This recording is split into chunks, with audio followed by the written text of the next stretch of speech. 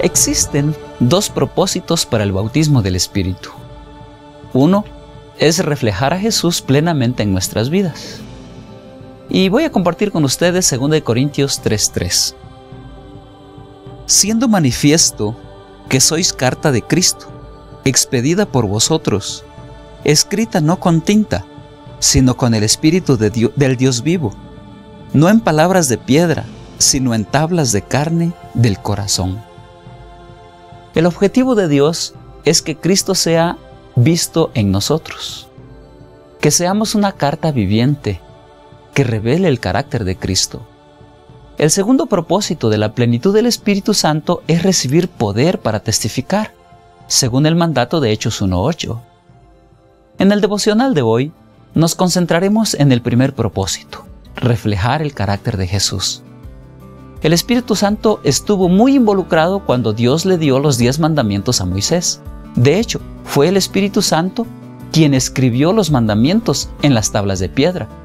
Esto es evidente cuando lo comparamos con la declaración de Jesús en la que identifica el dedo de Dios con el Espíritu de Dios, según Mateo 12:28 y Lucas 11:20. Por lo tanto, el mismo Espíritu Santo que escribió los 10 mandamientos en las tablas de piedra, escribirá hoy la ley de Dios en el corazón de los hijos de Dios llenos del Espíritu. Los profesos cristianos pueden participar de 2 clases de obediencia. La primera es la que yo llamo la obediencia externa. Esta obediencia ocurre cuando el creyente obedece a la ley de Dios simplemente porque Dios dice que la obedezca.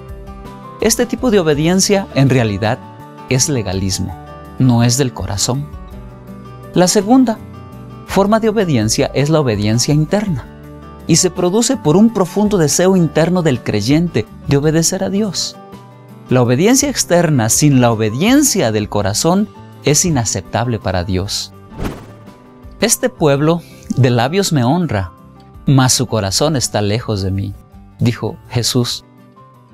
Encontré una ilustración hace muchos años que aclara la diferencia entre obediencia externa y la interna. Digamos que mi padre ha muerto y yo no estoy seguro si debiera de llorar su muerte o no. Así que voy a un amigo y le pido consejo. Analicemos juntos si debiera llorar o no. Mi amigo finalmente dice: después de todo, era tu padre y tú eres su hijo, así que creo que debes de llorar su muerte. Con su consejo, comienzo a llorar su muerte. Creo que es obvio que mi duelo, en este caso, no sería un duelo auténtico, del corazón. Más bien sería un duelo externo, porque era mi obligación, como hijo de mi padre, llorar su muerte.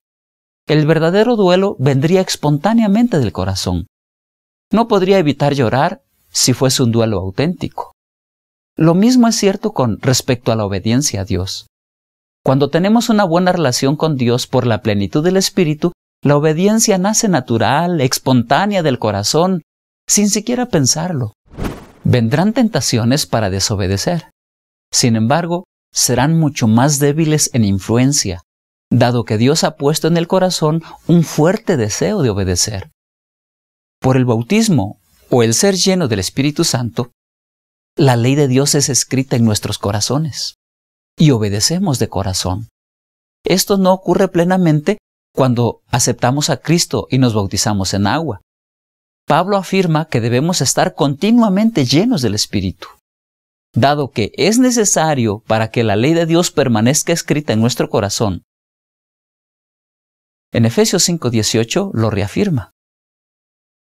Elena G. de White escribió esta obediencia interna, que nace de experimentar diariamente el bautismo del Espíritu Santo. Al escribir, toda verdadera obediencia proviene del corazón. La de Cristo procedía del corazón. Y si nosotros consentimos, se identificará de tal manera con nuestros pensamientos y fines, amoldará de tal manera nuestro corazón y mente en conformidad con su voluntad, que cuando le obedezcamos, estaremos tan solo ejecutando nuestros propios impulsos. La voluntad refinada y santificada hallará su más alto deleite en servirle. Cuando conozcamos a Dios como es nuestro privilegio conocerle, nuestra vida será una vida de continua obediencia. Si apreciamos el carácter de Cristo y tenemos comunión con Dios, el pecado llegará a hacernos odioso. Según el deseo de todas las gentes, página 621. Que Dios nos bendiga en este día.